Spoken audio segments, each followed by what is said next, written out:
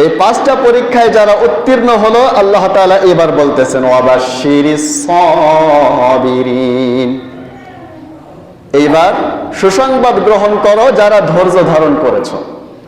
মানে যারা আমার এই সমস্ত পরীক্ষাগুলোতে অধৈর্য না হয়ে ধৈর্যের সাথে এই সমস্ত পরীক্ষাগুলোই উত্তীর্ণ হয়েছে, এইবার সুসংবাদ হলো তাদের জন্য। আল্লাহ তাআলা তার রাসূলকে বলে দিচ্ছেন যে আপনি এবার ধৈর্যশীলদেরকে কি করেন? সুসংবাদ দেন, ধৈর্যশীলদেরকে সুসংবাদ দেন। তাহলে আল্লাহ তাআলা সূরাত আলে ইমরানে বললেন ফামান যুহজিহা আনিন নার ওয়া উদখিলাল জান্নাতা ফাকাদ ফাজ, যারা জাহান্নাম থেকে পরিত্রাণ পেল, জান্নাতে যাদেরকে দাখিল করানো হলো, এরাই সফল। এরাই কি সফল? আমরা দুনিয়াবি দৃষ্টিকোণ থেকে, দুনিয়াবি হাইসিয়তে আমরা একজন সফল মানুষ খুঁজে বের করতে গেলে দেখব এই মানুষটা একটা সরকারি চাকরি করে কিনা। যদি একটা সরকারি চাকরি, বাবাও সরকারি চাকরিজীবী, কথার কথা আমার মেয়ের জন্য কোনো ঘর থেকে বিবাহের প্রস্তাব আসছে, তাহলে আমি খোঁজ নিয়ে দেখতে পারলাম বাবাও সরকারি চাকরিজীবী, মাও কোনো সরকারি চাকরি করে, পূর্বপুরুষও কোনো সরকারি চাকরিজীবী ছিল, ছেলে নিজেও কোনো সরকারি চাকরিতে লিপ্ত আছে। তাহলে বুঝবো যে এই পরিবারটা একেবারে শতভাগ সফল পরিবার। কি পরিবার বলুন তো? সফল পরিবার। আর দ্বীনি হাইসিয়তে সফল বলা হয় যে ব্যক্তিটা নিজেও ঈমানদার, স্ত্রীও ঈমানদার, সন্তানদেরকেও বানিয়েছে দিনদার, নিজের পরিবারটাকে দিনদারি ধাঁচেই মানুষ করেছে, দিনদার রূপেই পরিবারটাকে পরিচালনা করে, দিনদার হিসেবেই পরিবারটা পরিচিতি লাভ করেছে, আল্লাহর বিধান নিজেও মানে এবং পরিবার পরিজন প্রত্যেকেই আল্লাহর বিধান মোতাবেক জীবন যাপন করে, এই ব্যক্তিটার জীবনই কেবল সফল হতে পারে, অন্যথায় বিফল। কথা বলেন ঠিক কিনা? তার কারণ হলো আল্লাহ তাবারাকা ওয়া তাআলা বলেন وقال الذين كفروا ربنا أرنا الذين أضلانا من الجن والإنس نجعلهما تحت أقدامنا ليكونا من الأسفلين। আল্লাহ তাবারাকা ওয়া তাআলা কিয়ামতের ময়দানে হিসাব নিকাশের পর যখন কাফের মুশরিকদেরকে, বেঈমানদেরকে গুনাহের কারণে জাহান্নামের দিকে নিয়ে যাবার আদেশ দেবেন, তখন এই সমস্ত জাহান্নামীরা আল্লাহর কাছে ফরিয়াদ করে বলবে রব্বানা আরিনাল্লাযাইনি আযাল্লানা মিনাল জিন্নি ওয়াল ইনসি নাজআলহুমা তাহতা আকদামিনা লিয়াকুনা মিনাল আসফালিন। আয় আমাদের রব, আমরা জাহান্নামে যাচ্ছি, আমাদের জন্য তো জাহান্নামের ফয়সালা হয়ে গিয়েছে, আমাদেরকে আজ বাঁচার মতো কোনো উপায় দেখতেছি না, কিন্তু রব এই যে আমরা জাহান্নামে গেলাম, আমরা যে জাহান্নামের উপযোগী হলাম, আমরা এই জাহান্নামী কর্মগুলো করতে পারলাম যাদের ইন্ধনে, যারা আমাদেরকে জাহান্নামী জীবন যাপন করতে বাধ্য করেছে, জিনের মধ্যে হোক অথবা মানুষের মধ্যে হোক, সে আমাদের বাবা হোক, মা হোক, আমাদের নেতা হোক, আর যেই হোক না কেন, কে সে যে আমাদেরকে ভ্রান্ত পথে পরিচালিত হতে সাহায্য করেছে, আমাদেরকে সিরাতে মুস্তাকিমের পথে পরিচালিত হতে দেয় নাই, দুনিয়ার সামান্য সম্পদের লোভে যারা আমাদেরকে দিন থেকে বিমুখ করে রাখছিল, আয় রব আরিনা আল্লাযাইনি আযাল্লানা মিনাল জিন্নি ওয়াল ইনস, রব আমাদেরকে সেই সমস্ত নাফরমানদেরকে দেখিয়ে দেন। আজকে আমাদের এই জাহান্নামী জীবনে, আমাদের এই জাহান্নামী ফয়সালা শোনার পর ওদেরকে দেখতে বড় মনে চায়, আমাদেরকে একটু তাদের সাক্ষাৎ করান, আজকে আমরা তাদের বুকের উপরে পা দিয়ে তারপরে জাহান্নামে যেতে চাই। নাউজুবিল্লাহ বলবেন না?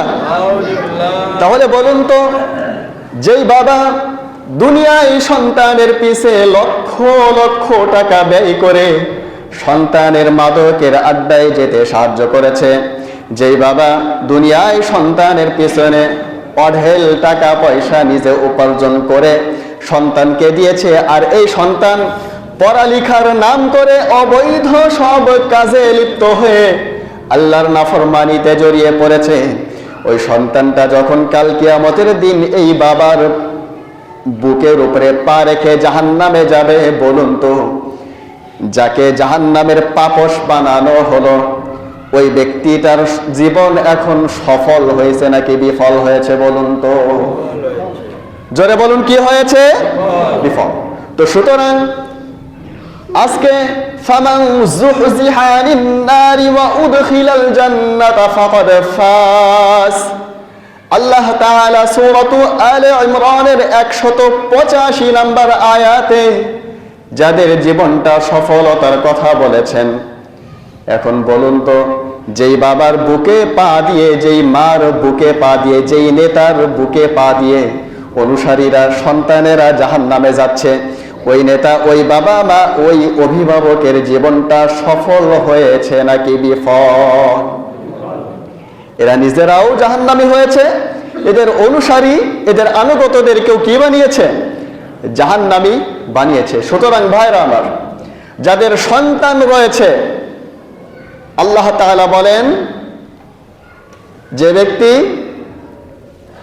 আমার নিয়ামত প্রাপ্ত হবার পর নিয়ামতের শুকরিয়া আদায় করে, আমি তার প্রতি আমার নিয়ামতকে বৃদ্ধি করে দেই। অপরদিকে আমার নিয়ামত পেল আর আমার নিয়ামতের নাশুকরিয়া করলো, আমি নিয়ামত তো ছিনিয়ে নেবই, বরং তাকে আমি কঠিন শাস্তিতে গ্রেফতার করব। এখন নিয়ামতের শুকরিয়া আদায় করব কিভাবে? এই যে সপ্তাহে 7 দিন পর পর একদিন এসে বললাম সবাই বলি আলহামদুলিল্লাহ, আর বলে নিলাম আলহামদুলিল্লাহ, শুকরিয়া আদায় হয়ে গেল? জোরে বলি হয়ে গেল? না, এইটার নাম প্রকৃতপক্ষে শুকরিয়া নয়, এটা হলো শুকরে জবানি। এটা কি? শুকরে জবানি, মানে জবানের দ্বারাই শুকরিয়া আদায় করলেন ঠিক, কিন্তু আসলেও এইটাই প্রকৃতপক্ষের শুকরিয়া নয়, বরং এইটা হলো শুকরিয়ার জবানি স্বীকৃতি, এটা হলো শুকরিয়া আদায়ের জবানি স্বীকৃতি, কিন্তু এইটাই চূড়ান্ত পর্যায়ের শুকরিয়া নয়, বরং শুকরিয়া হলো প্রত্যেকটা নিয়ামত সঠিক জায়গায় কাজে লাগানো। এইটা হলো যেমন আপনাকে যদি আল্লাহ সম্পদ দিয়ে থাকেন, টাকা পয়সা যদি দিয়ে থাকেন, আল্লাহ যেই কাজে টাকা ব্যয় করতে বলেছেন ওই কাজে ব্যয় করা, এটা হলো সম্পদের শুকরিয়া। এটা কি বলুন তো? সম্পদের শুকরিয়া।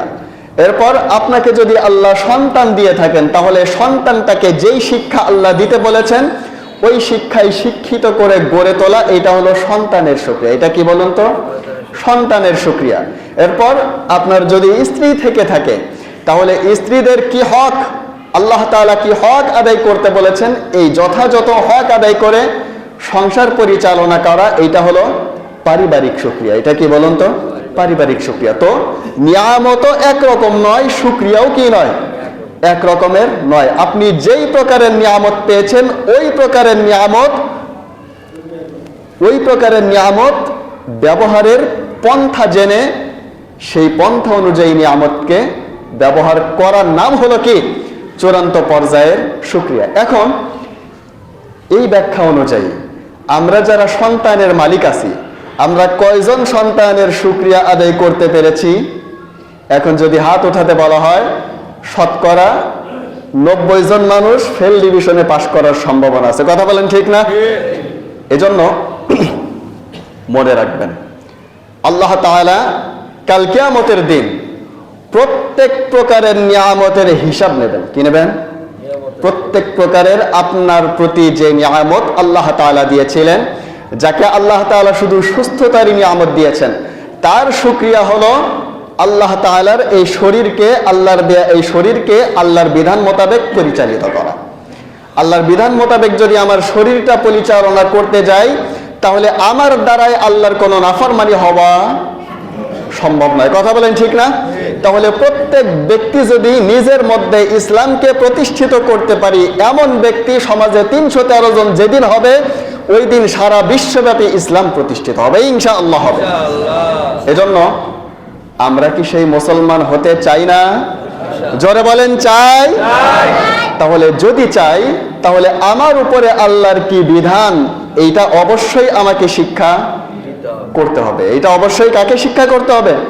আমাকে শিক্ষা করতে হবে। কারণ এখন যদি আমি বাবা মার উপরে ছেড়ে দেই, দেখুন আমরা যখন ছোট ছিলাম, এই যে আমার সামনে উপবিষ্ট এতগুলো মুসল্লিয়ানে কেরাম, আপনারা প্রত্যেকেই কিন্তু স্বাবলম্বী বাবা মার ঘরে আমাদের জন্ম হয় নাই, কথা বলেন ঠিক না?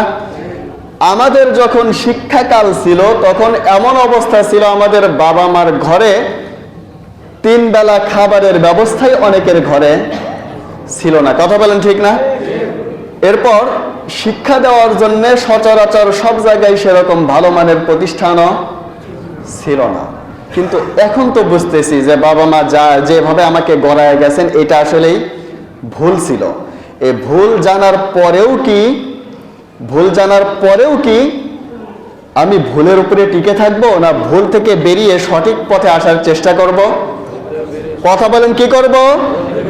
সঠিক পথে আসতে চেষ্টা করতে হবে। অন্যথায় আল্লাহ তাআলা সূরাতুল মাঈদায় বলেন, وَإِذَا قِيلَ لَهُمْ تَعَالَوْا إِلَى مَا أَنزَلَ اللَّهُ وَإِلَى الرَّسُولِ قَالُوا حَسْبُنَا مَا وَجَدْنَا عَلَيْهِ آبَاءَنَا।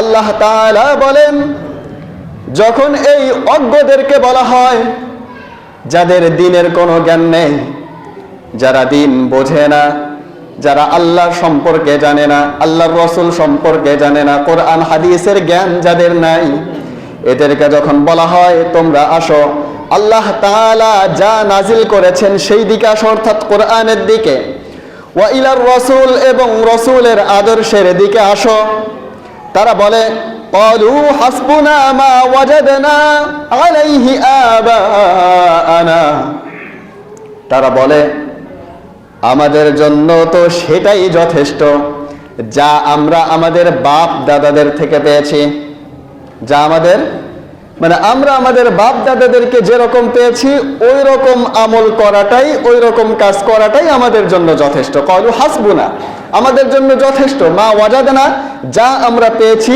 আলাইহি আবাআনা, আমাদের বাপ দাদাদেরকে যার উপরে পেয়েছি, যেই ধর্মের উপরে পেয়েছি, যেই কর্মের উপরে পেয়েছি, ওইটা করাই আমাদের জন্য যথেষ্ট।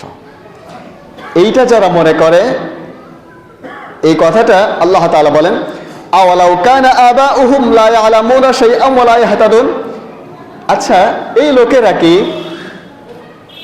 এদের বাপ দাদারা যদিও দ্বীন সম্পর্কে কিছু জানতো না, যদিও তারা হেদায়ের উপরে ছিল না, এটা জানার পরেও কি তারা এই কথা বলবে? তার মানে এইটা জানার পরেও, আমার বাপ দাদারা ভুল করেছে, ওইটা জানার পরেও যারা ভুলের উপরে টিকে থাকে, এই নীতিটা মুসলমানের না কাফেরদের? কথা বলেন, কাদের? কাফেরদের। এখানে বলা হচ্ছে কাফেরদের কথা। কিন্তু আমাদের মুসলমানদের মাঝেও যদি এই চরিত্রটা থাকে, অথচ আমরা দাবিও করি মুসলমান, আর গুণাবলী যদি, এই গুণটা যদি আমার থাকে, তাহলে এই গুণটা কমাস কম কাফেরের গুণ, এই গুণটা কমাস কম কাফেরের গুণ।